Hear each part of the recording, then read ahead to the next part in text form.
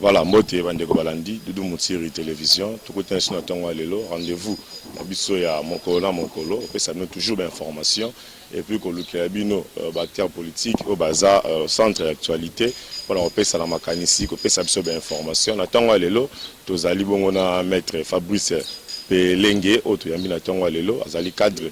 Pelende Azali cadre na MLC, autre bétané Massoa Lelo, maître Fabrice Mbotenayo. Mbotendeko journaliste. Merci, Togo Solo, la principalement Massolé Tali Seni, choix sur animateur, poser toujours problème, 70 heures accordées dans le bureau de l'Assemblée nationale, toujours pas de compromis, réaction aux années, pour la triste réalité, on se trouve bien au bon. Bon, échec wana oyo bango moko ba accepter eza Sony. Eza Sony et puis ezo projecter crise parce que tout autour il y a la confession religieuse tous là qui sont sur consensus parce que tu dis que baza basala nzambe mais ya kokamwa basala nzambe bayokanité et ils ont eu le courage de nous dire que ba échoué. Je pense que là où les hommes de Dieu échouent n'habite ceux qui battent mokili et voilà pire que ça ou comment parce que le oyo Tommy la vérité, le Congo depuis 1960 n'a pas encore atteint ou a comme dans la phase de développement. Mais 60 ans après, nous courons toujours derrière les crises électorales, nous courons toujours derrière le positionnement. Et ça, c'est un malheur profond pour nous. Bisso, toujours censé qu'on soit relève, il y a Mboka pour le lobby. Ngai nakosenga était discussion débat réseau le Kawana, bien que cela soit assorti à échec. Mais il fallait que quand même Bachango rendre public. Je pense que des débat ceux qui sont public et qu'on permettre aux Congolais aïeba qui dit vrai et qui dit faux.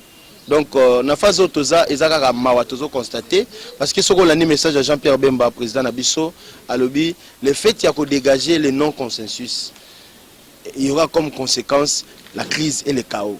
Alors personne n'est comme que toi qui est dans la crise parce que l'objectif principal c'est maintenir la paix et accéder au vrai développement. Mais ceux qui basent là c'est triste et malheureux pour le Congo. Mais comme conseil, parce que nous avons un parlement, où il y a une institution censée légiférer, qu'on peut savoir loi mboka pour mboka au devant. Je pense qu'ils ont pu avoir tout le temps, mais ils vont réformer. Alors tout se servir dans l'échec oyo, dans la législature oyo, et qu'il y a tout réformer loi électorale et tout réformer modalité de désignation à candidat séni dans l'Assemblée nationale et dans le débat public où Moutounio se fait ce mécanisme. Parce que les confesseurs religieux ont échoué. Il faut tout le processus après 3 cycles électoraux, tout un échec.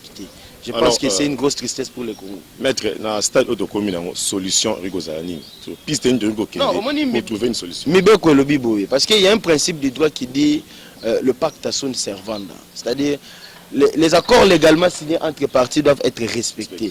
Ça fait preuve de la loi supérieure. C'est même au-delà de la volonté du juge. Ce qu'il y a un texte qui a prévu que les candidats soient désignés par voie de consensus. Et que c'est ce texte-là qui fait force de loi. On ne peut faire recours à cela. Parce qu'en dehors de cela, on sera dans la violation, dans la nullité. Nous sommes bloqués parce que le texte en vigueur n'est pas respecté. Les textes en vigueur n'arrivent pas à produire un candidat commun. Donc les confessions religieuses sont bloquées par le texte. Ben oui, il faut revisiter ces textes-là dans le lobby, soit qu'aux dans le ministère intérieur, mais comme nous sommes aussi des pays africains, nous allons craindre aussi le ministère intérieur puisqu'ils sont purement politiques et ils ont encore plus tendance que la confession religieuse. Je pense que ils ont opprobre au Tokoloba, la confession religieuse, on espérait beaucoup parce que ce sont les hommes de Dieu. Bon, ceux qui au-delà, il y a Bango. Échec Ezali, on doit aller consulter qui? Donc c'est un grand travail parlementaire qu'aujourd'hui on ne peut pas s'hasarder à se prononcer sur les orientations à suivre, mais tout ça dans le Congo, comment décider un candidat de la CENI. Donc je pense que nous, tous les pays du Congo doivent réfléchir quant à ce. Alors, les Congolais, c'est la forcing au niveau de l'Assemblée nationale ou bander la procédure à zéro. Mais ils sont dans l'obligation de bander là-bas un candidat. Même ceux qui pour je proposerai que la bango sous 70 heures, que la bango le sous temps. Pourquoi? Parce qu'en dehors il y a assorti un consensus pour la désignation candidat. Toute autre procédure sera une violation. C'est ça le problème qu'il y a dans ces pays. On peut proposer, mais proposer en conformité avec les textes. C'est ça le problème. Alors qu'il n'y a qu'un seul texte, charte de près, de monique. Et ça, unanimité.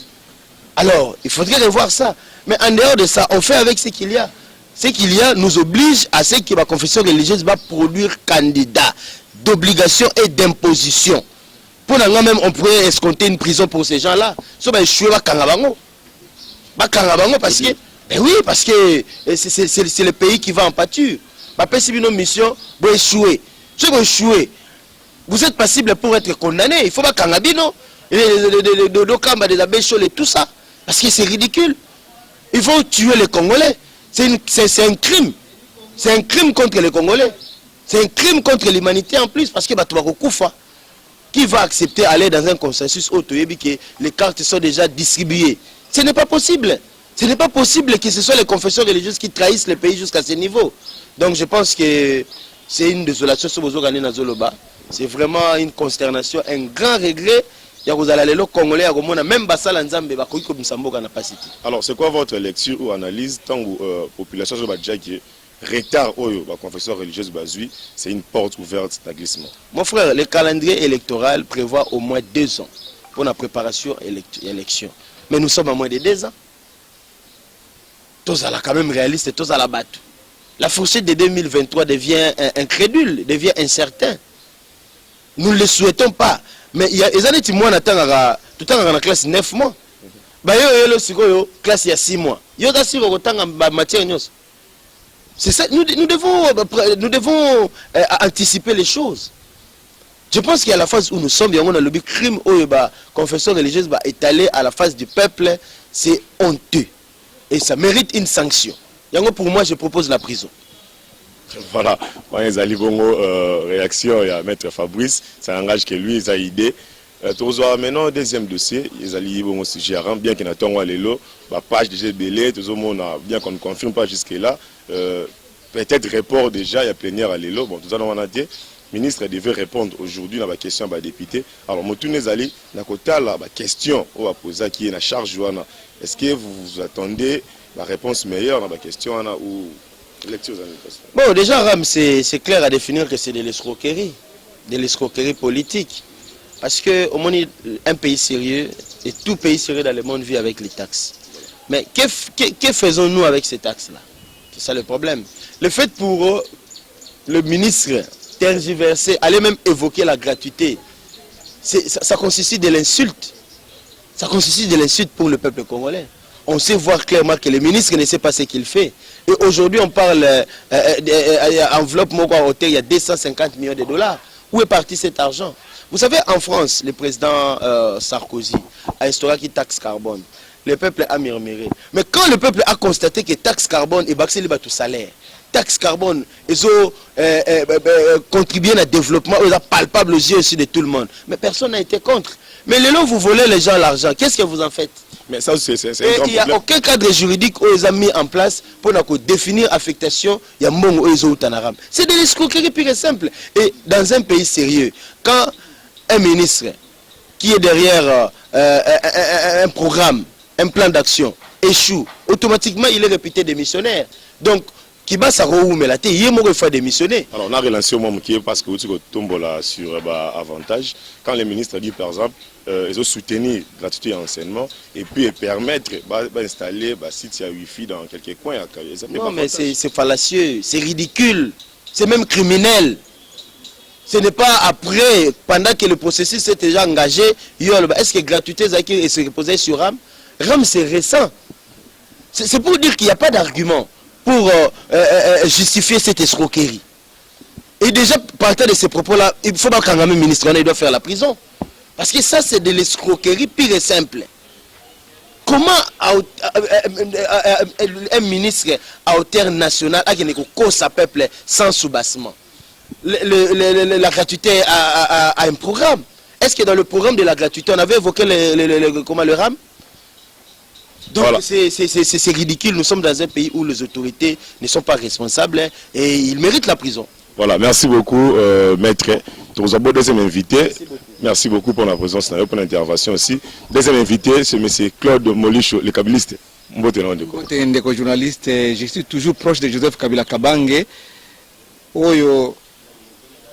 Les autres ont voulu les diaboliser, notamment Bandegonabus et IDPS, mais le peuple congolais a montré que Kabila c'est la personne sur qui l'on peut compter pour le développement mboko pour médiocrité toujours mona lelo ndenge mboka ezokambama eza mboka moko ezokamba mboka mabe dictature muibi corruption tout ça et puis il vient alors que ba doit justifier crise économique na 18 ans ya Kabila. Non, discours ezala ki c'est Kabila qui nous bloque, c'est l'FCC qui nous bloque, mais le discours les anime. Et comment la mouka mtazo bloqué. Quand on est incompétent, c'est l'injurité. C'est-à-dire que vous allez capable d'apporter des solutions aux problèmes qui se posent. C'est-à-dire que quand on a Claude Demolition, vous allez incompétent dans la mécanique. On peut ça mutu kana on a réparé ango na kokokate. Ata usali nga 1000 ans, ata 30 000 ans na kokokate. Mais dans le domaine où je suis compétent parce que j'ai étudié et j'exerce. Donc il faut qu'on fasse la gestion ya mboka. Na bo ba tangeli yango, baza ko bien exercer yango, ba yibi yango, pesi bango. Tiko na mboka na edindi. Na pesio exemple ndeko nanga journaliste. Oza mpanzisa ngo munene na mboka oyo. Rapport programme alimentaire mondial PAM a été publié récemment na mois ya septembre dernier 2021. Balobi un tiers de la population congolaise vit dans la famine. Ezali nzalate a fin te yango ya nzalate. Un tiers de la population vit dans la famille. C'est-à-dire que la famille est allée au cours de espoir que les gens la ligne zala lobi na kolia. Et allez donc continuer le monde de vie na azan espoir sous té na rapport au appel à 2021. Qu'est-ce que kotanga Kabila la kati kuna? Le peuple congolais comme la Kabila azonga. Pote nzala leki, pauvreté leki, passe leki, transport leki, pas un paiement partout. Na baye ko baksa sur le dossier aram oyo baza ko protéger ministre na bango ya union sacrée toza ko mona ke médiocrité leki to bité to ko suka ndenge yango toza ko loba vraiment médiocrité il faut longwa comme to ba démocrate 2023 il faut ko mettre fin à régime oyo po ba oyo ba yeli ko kamba moka ba ya ko donner souffle po moka didi ba kasi to koti sur na libulu. Voilà, on est allé introduction mais c'est Claude Bolicho to betali solo ya choix sur animateur ya Seni 72 heures expirées, blocage, toujours pas de compromis. Réaction de Gozani, qu'est-ce qui bloque juste? Balobaka toujours menté, il en restera quelque chose. Le Kouta, ministre moi Albagi, vérité et aka, n'escalier mais le côté yaka na sincère. Les lots vérité bimi pour les. Tozan a même cas de figure na ka ya Ronsar Malonda oyo bango ba marchaki, ba bomina ba policier, ba tumi ba miandako ya batu, ba bomi mituka ya batu, ba bomina batu. Moi-même j'ai été victime parce qu'on a détruit ma voiture complètement. Bah booking à l'obok on a côté l'hôpital. Mais les lots comme bah y a candidat bango ya poche ko ba bengi Denis Kadima. Tout ça ba élément de preuve parce que tout ya ka n'étendre que peut comme kolo baka par plaisir à kolo baden. Tout élément de preuve. La Bécho l'avait dénoncé ça publiquement sur Radio Top Congo. On avait ko citer source. Alobaki ba kumbaki batu ba chef à comité religieux mususu na hôtel Béatrice na mbongo na mituka pour être bafina bouton bakanda mususu c'est aussi ça le problème tant azo a sali révélation na sans citer ba kombo ya bato wana alobi crédibilité dans la déclaration wana crédibilité ezali parce que Rabesho le moka alobaki ya une vérité soki lelo dossier comme na mboka bazuzi vérité ekobima bakotanga bakoma bato wana na ba confession religieuse wana na bato bayaki na mbongo na bato bayaki na pression pour être ba imposer Denis Kadima parce que alobaki ya une vérité à dire devant les cours des tribunaux, il y a une vérité à dire à la presse, il y a une vérité à la dire dans un cercle fermé. La même chose qui yango.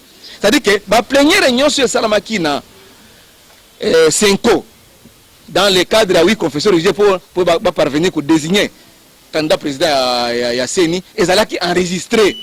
Donc la preuve est allée. Oya kokosa muninga zate tozala kana katia bango balingi yo ozoko bakoza démocrate ozobanga élection te pourquoi lingo tricher à l'avance tia mutu oyo Denis Kadima za ye mon côté na Congo mobimba oyo ke makamba ya élection ya ebiango alors ce que tu CV à Rosal Malonda kuti leki ya Denis Kadima baza ebele awa o baza na technicité sur les matières électorales pona nini boza ko imposer ka mutu moko donc ya ngusu roche balingi bo tricher ba élection et ko sale matin na Congo congolais sa fongoli miso passe leki congolais lingi à vivre richesse na mboka na. Alors la question au bato azotuna bino na ngambu ya Kabila parce que assume ngo sali kabiliste. Moi je suis toujours proche de Kabila, ça j'ai dit toujours dit tout haut. Voilà. Toujours proche de Joseph Kabila. La seule personne qui a la vision de grandeur de ce grand Congo. Voilà. Et leur histoire de plus ses raisons. Question Menezaboué. En quoi vous reprochez Denis Kadima? Biso toboy inde moibi, toboy corruption, toboy imposition, toboy candidat de poste. Tolingi ba règle démocratique ezala. Pour nanini yo ozali habilité te yo dodo kamba. toyebi ndenge okomi kaka na wi confession religieuse ndenge nini okomi kuna na ndenge moko ya mayuya nde okomi wana okomi délégué ya église de réveil okomi koconduire ba groupe susu ya balobi groupe de 6 ya confession religieuse oza koimposer Denis Kadima mpona nini même cause oyo esalaki pendant que non alongwa te Soni Kafuta a été victime de la dictature ye moko alobaki yango a été victime de la dictature comme pouvoir eza ya bango comme mbongo ekomi na bango comme nyonso omoni bakonsa na bana badon ya kotonga ba école 2 jours après 2 mois avant une année 2 ans avant babayaki na mbongo tonga ba école yo somoni député national qui na tongi école na Kisenso ozaki pote ozonga na vélo awa mutuka liboso okotaki na oyo okomi na Kisenso okotaki mutu muka ezalaki ya muninga na yo mais lelo okomi kosala donc bakomi na mbongo parce que aza na pouvoir bakomi na trafic d'influence bakomi na imposition bakomi na nyonso baleki na nzambe te. Le peuple, c'est le peuple. Le souverain primaire reste le souverain primaire. C'est lui le détenteur du pouvoir originel. C'est lui qui a les droits. Yo ko imposer candidature à Denis Kadima ndenge nini yo Dodo Kamba OK ko transmettre à l'Assemblée nationale. De quel droit? Pendant que charte la personne attitrée, habilitée à transmettre le PV, c'est le président de la Senko qui est Monseigneur Marcel Otembi. Yo okoloba okosala ndenge nini okokene de quel droit okosala yango? Au moins tricherie yango et puis on va non biso union sacrée toala na élection to bang élection tete bozo bang élection on les a discours mais en réalité bozo bang élection. Voilà pourquoi travail et salami un travail vraiment fouillé oh lelo ba ambassadeur ya Union européenne ya États-Unis ya Russie ba pays mususu baza ko loba kenon bo pelisa monto te na likamadini Kadima oyo bo changer candidat mais bazongi susu ba pesa bango 72 bazongi kuna ba komi kuna ba bien biso Denis Kadima ou rien mais muto azali récuser pour ni boza ko insister boza ko donner tricher élection pour l'élection démocratique il y a un problème ils ont ndeko ngai. Alors, merci beaucoup, M. Claude Molicho. Tous vos réactions à côté à M. Antoine. Problème, il y a CENI, 72 heures expirées, toujours pas de compromis. Dodo Kamba, prêt, il y a quoi apporter pour une nouvelle fois, comme il y a M. Denis Kadima dans l'Assemblée nationale. Alors, côté, il y a, c'est bien côté FCC, au Vatican Libanais, Union Sacrée, Babi, Bozo, Luka, toujours Koleka, dans Denis Kadima, puisque, surtout que bien en bongo, qui vous a déjà sûr qu'avec, il y ait un deuxième mandat. Ndeko nangai merci beaucoup na malobo yo pesi ngai na sepeli kunde na kutana ndeko nanga kulutu na la gami na batando ike lelo na kutana na ifarafa pona koloba nini omoni bandeko ya FCC bazana leçon ya kopesa te to mona ka ndeko moko ayakawa asombela biso ba minduki ti azalaki premier ya kukabula katanga azali lelo na boloko oyo alala na Kabila ndako moko Kabila impozaka biso ye na CENI ezalaki pona nini c'est-à-dire que bazana leçon ya kopesa biso te. Ndeko nangai pona makambo ya ba église omoninga na lobaka bo bazan les soins ça binoté mais le lobino be sacré vous marchez toujours dans ba trace oh ya Kabila ndeko c'est juste le problème le lobino boya na changement zongeli même na ba trace ya Kabila ezalité ezane eloko biso to benga ka bango bazoluka discrimination to monaki na loi de père et de mère balobi loi wana ezali pona ko boya batu mususu pourquoi bango balingi baboya Kadima pona nini Kadima sali nini po baboya parce que aza pembeni ya mokonzi selon l'élément ba soulever à Trazalaki na kati structure moi la présidence c'est normal yonga na tiko biso ah bango basombaki ba minduki awa mutu abane ko soma minduki akometi na prek ya kabula katanga asalaki mutu ya wapi mutu ya FCC yonga na koloba na batu bakonzi ya église na obi batika ba aventure bakene ko sambela na mangomba mangengenge Nzamba ala kisabango Nzamba révélé bango Nzamba révélé bango ke vala mutoyo ngana zana posa na ye yeyo omoni ndeko moko ava makambo na kene kokutana même na nsingi pululu na tunie makambo ne za olo ayebi singa lobi asa proposer loko moko kala na makambo ya CENI oyo makambo ni na proposa tango tozalaka 11 provinces avant Kabila décentraliser yango alobi na chaque province il fallait que tozwaka mutu moko oyo aza na expertise ya élection mais aza en politique ba province wana so babandi kopesa mutu moko baye na bango na kati ya CENI biso moko tondimi bango tosali lokola nde basala na cour constitutionnelle nde bapona ba juge ya cour constitutionnelle nde bakati na kati ya CENI po makambo nyonso esala nini esila mais peut-être batu mususu balingaka pona koloba mais makambo ya solution bango baya kopesa te mais eloko bango balingisa ka ko critiquer alors puisque te commis déjà nesika oyo de comme dans nesika oyo j'ai commis, toujours pas de compromis, mais c'est Claude Moulish Tobanaya avant de côté. D'abord, réaction, intervention d'éco, et puis on peut savoir ma solution, Rico Zalanini, pour trouver enfin un consensus, il y a des nations animateurs. D'abord, réaction, et puis on peut si il y a tout le monde, bande qu'on a vu sur l'Union sacrée, va violer le texte belé. Même pour la constitution l'Union sacrée, pour la formation l'Union sacrée, ils avaient violé la constitution.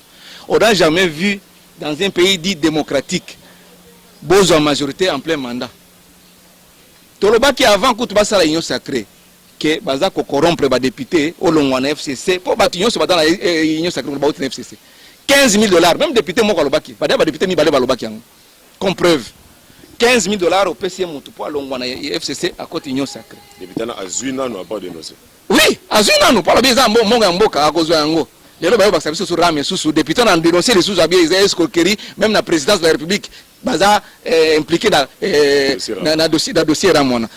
Et c'est le public papa na ngai. Donc comment besoin ko violer ba texte. Nous sommes des démocrates. Et puis opposition oyo ba kabiliste baza ko sala. Les opposition républicaine. Oya ko tosa mibeko. Na uti ko ibisa yo wawa. Comment c'est fait que yo za ningisa te ya ko délégué, ya ko signer PV pour na ko transmettre à l'Assemblée nationale. Il y a convoqué même plénière. Ok, ça la plénière na yo na côté mususu pendant que na sime pendant que makambo sali mkoto yo. Bo sali PV na bino, bo transmettre ngo pe kuna. Bo kumi kuna mboso atali ke charte lo baka boete. Na zone si bino mboko zo ngaka kuna vo trouver ka consensus. Combien de fois mboso azong sele bango? Ça c'est la 4e, la 5e, la 5e fois. Parce que bah ambassadeur, parce que le monde entier est en train de regarder ce qui se passe au Congo. Bango balinga ko violer texte, on a na lokola to comme na pouvoir, to comme na mbongo, to ko nyata bango lokola bakayasta, comme balobaki. Mais bazako kosa que peuple congolais bako kosa été. Bako kosa peuple été parce que bazako violer, mais ça va vous coûter cher.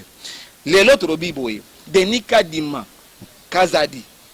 Na lobi sous Denis Kadima akolekate. Parce que ceux qui va me qui forcer la forcing wana. Tout le monde qui a depuis plusieurs mois, tu peux traduire l'État congolais en justice. Naza na débossé à la télévision. On va traduire l'État congolais en justice pour la violation de texte. Alors, tant que Bozo Tikala toujours constant dans la position de qui akolekate. Akolekate. N'est-ce pas que au fond la porte au glissement, oh lobby on broté les masou pour de ce glissement. Nani a porter responsabilité à glissement si y a glissement. Banani, ezali bango, batenyo sacré. Mbongo ya bino, pouvoir na bino, bo violer na ba texte, ba twati la bino ka boy. Bo continuer ko violer chaque jour. Mboka ekomi ya bino, bo somi milja Congo ekomi na poche na bino. To lobi non. Les pays, la République démocratique du Congo, tout le monde, l'article 12 de l'OBI, surtout loi il faut protéger, l'article 12 de la Constitution. Nous tous nous sommes égaux devant la loi. Nous avons marché sur le droit à Mouningate. Si on violer la Constitution, mbala na mbala. Il y a tout le collecate. On a tout lobby. Et il y a un travail qui a été fait. Parce que le exemple oh FCC azakolala oh baka la muka bazakolala oh bakabilisi bazala les pongete. Ce que on a ambassadeur bazok qui découvre ça mboso. Parce que mboso a déjà principe à forcing. De do kamayi que non eza makam na biso eza entre nous et koleka nango. Alinga sala boba keba. Mboso abi atali gauche atali droite azongisimo. Atali gauche atali droite azongisimo. Mais si quoi ce qu'on a forcé sous il va porter la responsabilité. Voilà bah tu vas porter responsabilité.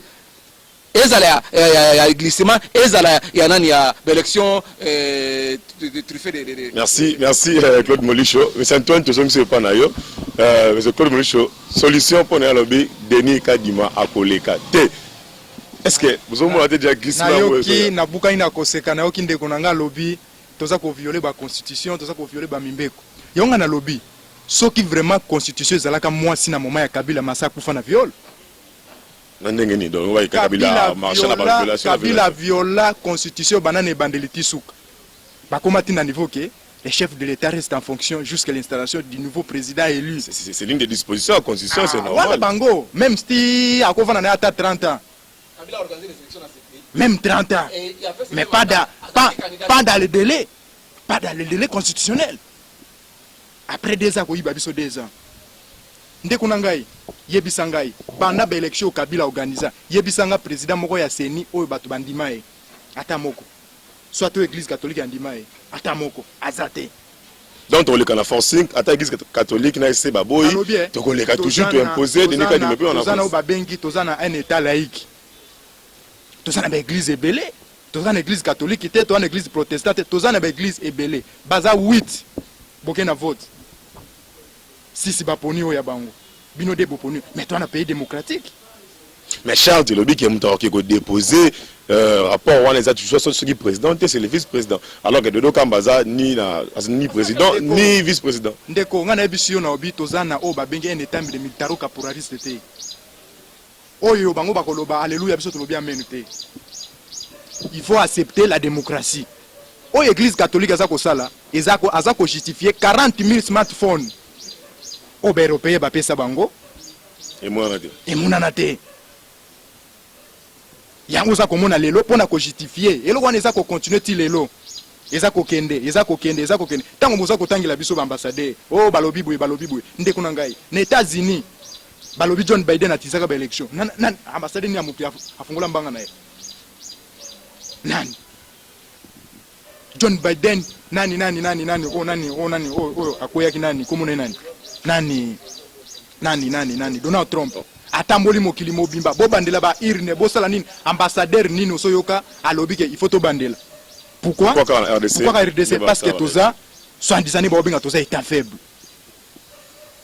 mais yango biso to lobi biso tozali bato to bundeli mboko banda tracer ta ya lit tokotikala jamais kozwa ba injonction moko te et pas bato bazo utalibanda soit et pas ba fousoyer l'économie ya Congo o bazaki hier lo banga ba pesa biso leçon tokotikala jamais ko accepter parce que PPRD eza par terre tango ndeko nanga za ko lobalobi ke biso to sombi ba député na mbongo non constitution et lobby chaque parti politique aza autonome FCC ezalaki regroupement politique pour na ba élection parti na parti bakendaki na ba regroupement na so parti aza na posa sepeli na yango te akolongwa na ko kende sika ya lingi biso to débaucher ba député lokola PPRD yebi PPRD abane ko débaucher ne ba député na parti to raison pas na yo ko molisho to za na makanisa ndeko oyebi ba député na PPRD bango babane ko débaucher mais biso za parti politique lokola autonome alongone na groupe ya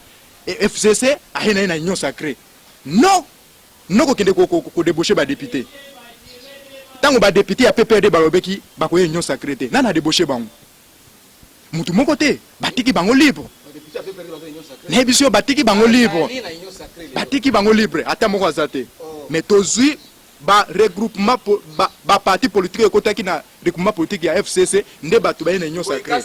Voilà, merci beaucoup. Tous aussi Claude Molisho. Alors, église catholique. S'il vous plaît, sujet. Voilà, Claude Molisho. Motuna Ezabo, s'il vous plaît, M. Antoine, s'il vous plaît, tous on pas nayo, tu repères Maloba.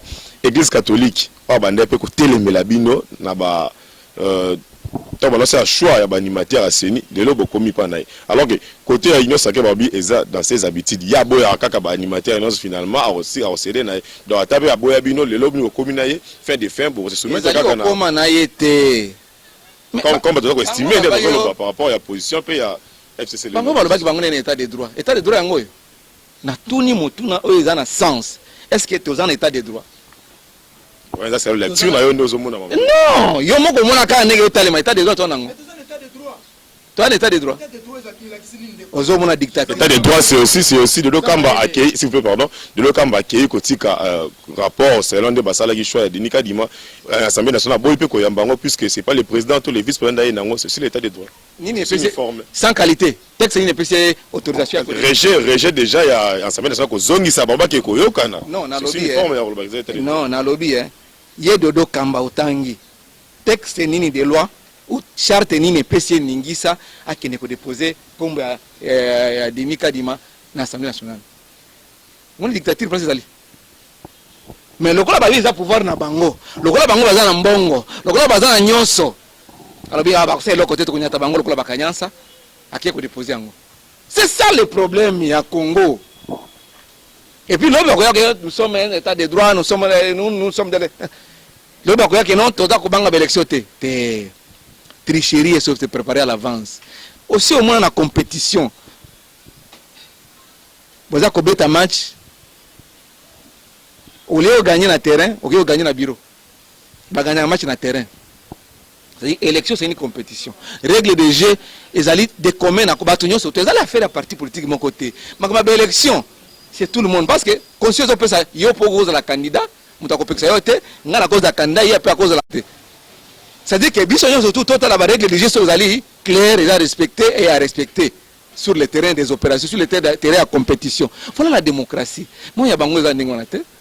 Tala, kakaboy, kakaboy, kakaboy, kakaboy. Moi, comme il y a bango, je trouve bien écolekate. Comme il y a la logique à forcing. Pour moi, forcing, depuis quand la bataille le belango, depuis quand la bataille le bon forcing. Bazar la logique wana, toujours c'est la bango. Moi, comme il y a bango. Alors, si arrivé de qu'il y a forcing, nous allons traduire ces pays en justice. Baïba que justice il y a Congo. Donc les gens maboko na bango. Il y a aussi une justice au-dessus du Congo. Avant qu'on ait une justice en Zambie, il y a aussi une justice intermédiaire. Après justice en Zambie, merci beaucoup. La RO, on a vu qu'il y a des CBL, comme on a que Claude Molicho. Ils sont prêts, ceux qui ont un forcing, pour traduire Mboka, République démocratique du Congo, la justice, pour ne pas respecter la loi des acquis établis. Alors, tu as un dossier, ram rapidement, tu as un mais ça dit que ça, nous, moi, réponse, réaction, avant aucun dossier ram. Ministre devrait normalement se présenter aujourd'hui. Alors, plusieurs sources déjà, parce que le rapport, bien que tu confirmes, on a noté.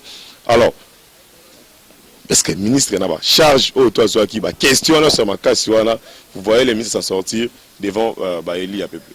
Dès qu'on a une réaction, et pas un déconangaï à lobby, que tu as préparé tricherie.